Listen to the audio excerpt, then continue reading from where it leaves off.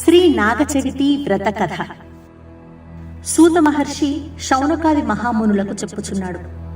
మహామునులారా, ఈ నాగచవితి వ్రతమును కార్తీక శుద్ధ చవితి నాడు ఆచరిస్తారు.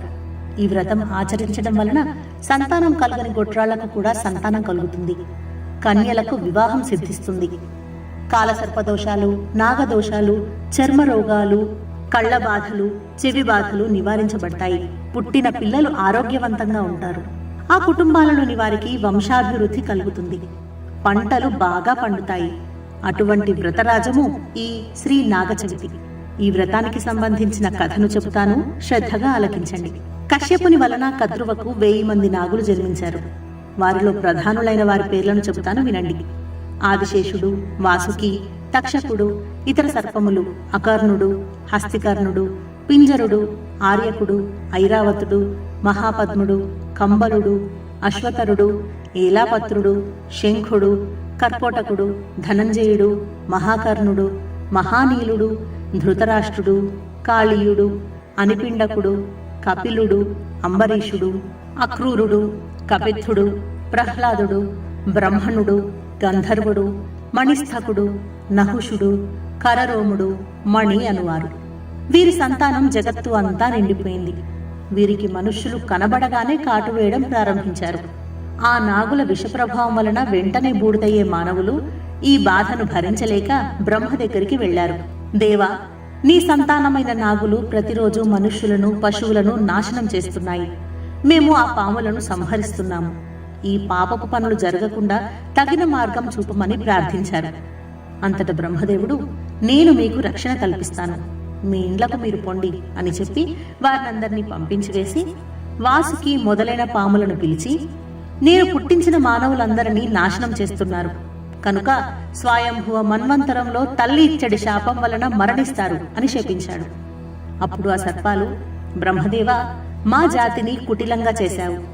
విషము, క్రూరత్వము నీవే ఏర్పాటు చేశావు. అందువలన నీవు శాంతించి పరిష్కార మార్గం ఆలోచించు. మాకు మనుష్యులకు మధ్య హద్దులు ఏర్పాటు చేయి. మాకు వేరే చోట నివాసం కల్పించు అని నాగులు ప్రార్థించారు. నాగులారా, పాతాళం, వితలం, హర్మ్యం అనే 3 లోకాలు మీకు నివాసంగా ఏర్పాటు చేశాను. అక్కడ సుఖంగా ఉండండి. వైవస్వత మన్వంతరంలో కశ్యపుని పుత్రులుగా జన్మిస్తారు. గరుత్మంతునికి జ్ఞాతులుగా జన్మిస్తారు. అప్పుడు మీ సంతానమంతా అగ్నికి ఆహుతి అవుతుంది. మీకు ఈ శాపం తప్పదు.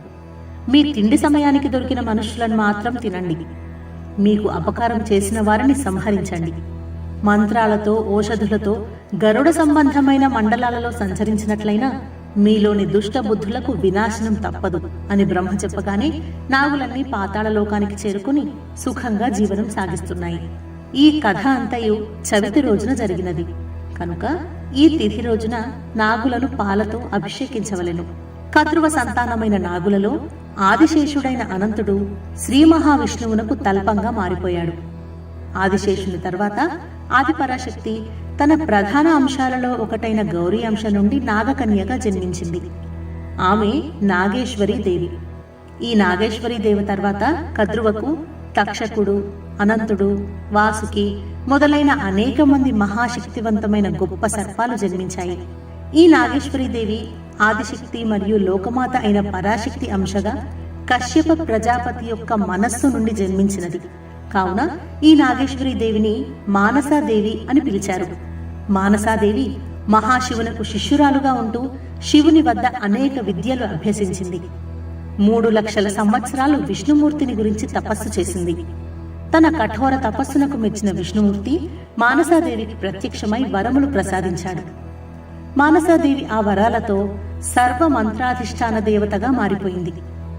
మానసాదేవిని ఉపాసించి ఏ మంత్రజపం చేసినా సిద్ధి కలుగుతుంది. ఇది ఇలా ఉండగా అర్జునుడి మనుమడు పరీక్షిత్ మహారాజును తక్షకుడు కాటువేసి చంపినాడు. ఆ తర్వాత పరీక్షిత్తు మహారాజు కొడుకు జనమేజయుడు సర్పయాగం తలపెట్టి మొత్తం సర్పజాతిని అంతం చేయటానికి సంకల్పించాడు. ఈ సర్పముల మహావిధ్వంసమును ఆపగలవాడు జరత్కారు మహర్షి మాత్రమే. జరత్కారు బ్రహ్మచర్యం పాటిస్తూ కొన్ని వేల సంవత్సరాలు తపస్సు చేశాడు. ఒకరోజు జరత్కారు అడవిలో సంచరిస్తుండగా తమ పూర్వీకులకు శ్రాద్ధ కర్మలు నిర్వహించేవారు లేక అధోగతి పాలైనట్లు తెలుస్తుంది. అది విన్న జరత్కారువు తనకు వివాహం చేసుకోవడం ఇష్టం లేకపోయినా పితృదేవతల పరిస్థితిని చూసి నా పేరు ఉన్న కన్య నాకు అప్రయత్నంగా లభించినప్పుడు వివాహం చేసుకుంటాను అని సంకల్పించుకున్నాడు. ఆదిశేషుడు తన సోదరి అయిన మానసాదేవిని పిలిచి జరత్కారువు మహాముని మహాత్మ్యమును తెలిపి, ఆ మహర్షి నీకు తగిన భర్త, మీకు కలిగే ఉత్తమ సంతానము మన నాగజాతిని రక్షిస్తారు. కనీసం మన నాగజాతి క్షేమం దృష్టిలో పెట్టుకుని కొంతకాలం వైరాగ్యమును బ్రహ్మచర్యాన్ని పక్కన పెట్టి నాగజాతి క్షేమం కోసం కోపిష్ఠివాడైన జరత్కార మహర్షిని భర్తగా స్వీకరించు అని ఆదిశేషుడు వేడుకున్నాడు. అన్నయ్య మాట కాదనలేక మానసాదేవి సమ్మతిని తెలియజేసింది. ఆదిశేషుడు తన సోదరికి జరత్కారువు అని నామకరణం చేశాడు. మానసాదేవిని తనతో తీసుకుని వెళ్లి జరత్కారు మహర్షి నివాస సమీపంలో బ్రాహ్మణుని వలె తపమాచరిస్తున్నాడు ఆదిశేషుడు. ఒకసారి భిక్ష కోసం జరత్కారువు వచ్చాడు. నీకీరోజు భిక్షలో నా సోదరి జరత్కారువును ఇస్తున్నాను అన్నాడు ఆదిశేషుడు. అతని సంకల్పం నిజమైనందున మహర్షి ఆమెను వివాహం చేసుకున్నాడు. కోపిష్ఠి మహర్షి అయిన జరత్కారువునకు మానసాదేవి అనబడే జరత్కారువునకు ఆస్తిక మహర్షి జన్మించాడు. ఒకనాడు జరత్కారు మహర్షి సాయం సంధ్యవేళ నిద్రించుచున్నాడు, తన భార్య ఒడిలో తలపెట్టుకుని. సంధ్యావందనం చేసుకునే సమయం అయిందని భర్తను లేపింది మానసాదేవి. నిద్రాభంగం చేసినందుకు ఆ మహర్షి కోపించి మానసాదేవిని విడిచి వెళ్లిపోయాడు. జనమేజయుడు తన తండ్రి అయిన పరీక్షిత్ మహారాజుని చంపింది తక్షకుడు, సర్పజాతికి చెందినవాడు కాబట్టి సర్పయాగం ప్రారంభించాడు.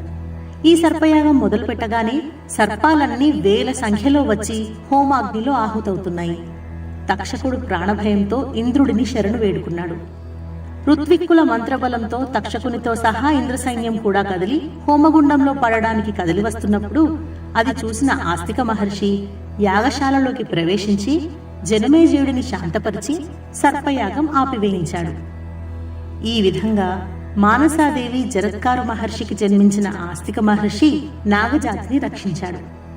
అది ఈ కార్తీక శుద్ధ చవితి నాడే జరిగినందున ఈ నాగచవితి రోజు స్త్రీ పురుషులు పుట్ట దగ్గరకు వెళ్లి పూజిస్తారు.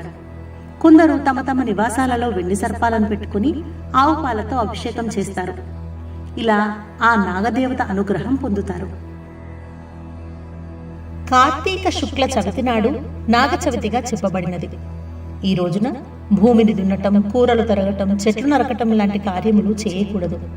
ఈ విషయాన్ని మహాశివుడు పార్వతీదేవితో, ఓ దేవి, కార్తీక మాసంలో వచ్చే శుక్ల చవితి రోజు సింహద్వారానికి ఇరువైపులా ఆవు పేడతో సర్పచిత్రములు వేయాలి. బంగారం, వెండి, రాగి, మట్టి లేదా కర్రతోనైనా చేసిన 5 పడగల సర్పము చేయించాలి. లేదా పసుపుతో గాని చందనంతో గాని 7 సర్పముల చిత్రములు వేయాలి. విధి విధానంగా పంచామృతాలతో అభిషేకించి గన్నేరు, సంపెంగ, జాజి వంటి పూలతో పూజించాలి. అనంత, వాసుకి, తక్షక, కర్కాటక, పింగళ నాగులను ధ్యానించాలి. నాగులను భక్తితో పూజించాలి.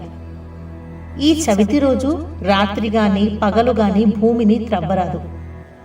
నాగచవితి గురించిన మరొక కథ చెబుతాను, వినండి.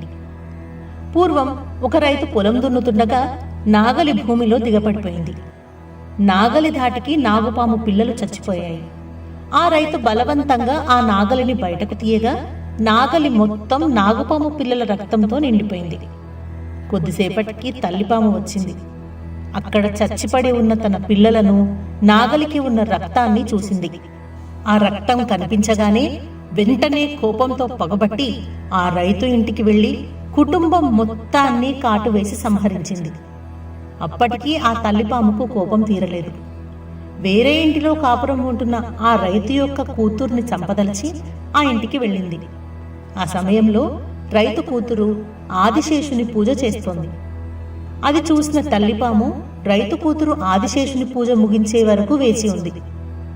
పూజ నిమిత్తం 9 నాగవంశములను వ్రాసిన పీఠంపై ఒక గిన్నెలో పాలు ఉన్నాయి. తల్లిపాము ఆ పాలను త్రాగి పక్కనే ఉన్న పేలాలను తిన్నది. అంతటితో ఆ పాము కోపం తగ్గిపోయింది. తర్వాత రైతు కూతురు ఎదురుగా ఆ తల్లిపాము వచ్చి తన కుటుంబాన్ని మొత్తం కాటువేసి చంపానని చెప్పేసింది. అది విన్న రైతు కూతురు దుఃఖంతో తన కుటుంబాన్ని బ్రతికించమని వేడుకుంది. అప్పుడు తల్లిపాము కొంచెం అమృతం ఇవ్వగా ఆమె వారి కుటుంబానికి అమృతాన్నిచ్చి బ్రతికించింది. అప్పటి నుండి కార్తీక శుద్ధ చవితి నాడు పొలాలను దున్నడం, కూరగాయలను తరగడం, పెద్ద మంటలు పెట్టి వంటలు చేయడం నిషిద్ధమైనది. సర్పాలు పంటలను అభివృద్ధి చేస్తాయని, పుత్ర సంతానాన్ని ప్రసాదిస్తాయని ప్రాచీన కాలం నుండి ప్రజల విశ్వాసం. శ్రీరాముని సోదరుడైన లక్ష్మణుడిగా, శ్రీకృష్ణుని సోదరుడైన బలరాముడిగా భూమిపై ఆదిశేషుడు అవతరించాడు. బ్రహ్మదేవుని కోరికపై ఆదిశేషుడు తన పడగలతో భూమిని కాపాడుతున్నాడు. ఆదిశేషునికి అనంతుడు అనే పేరు కూడా ఉంది.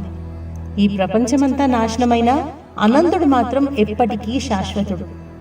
ఇలా పూజించి ఆ నాగుల యొక్క అనుగ్రహాన్ని పొందుతారు ఈరోజు.